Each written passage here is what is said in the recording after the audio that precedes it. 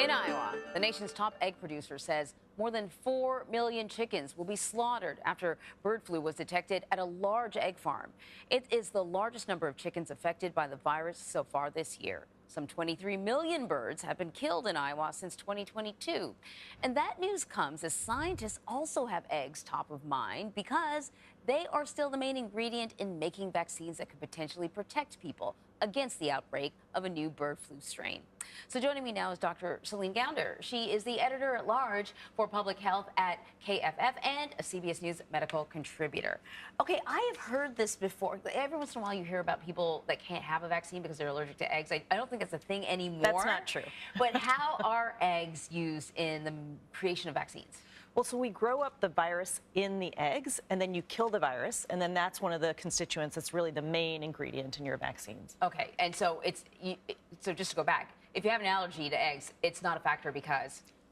As it turns out, it's not a factor because you're really just growing the virus in the eggs. It's not that the eggs are part of the vaccine. It's just the substrate for the food, really, for the virus to be growing.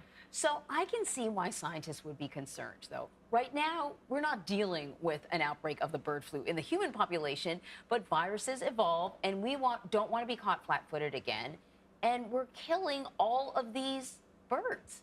Well, remember, bird flu is deadly to birds. Birds also lay eggs, which are one of your main tools, really, to produce the virus that you put in the vaccine. Yeah. And so if you're having to kill birds that are laying the eggs, you're really in a difficult situation. You know, these very birds that are laying the eggs that we're using for the vaccines, those are a very precious commodity. But if they are endangered by the very virus we're hoping to combat, you're kind of in this very difficult position. Yeah, and so there must be scientists working on alternatives, though. Are there alternatives out there?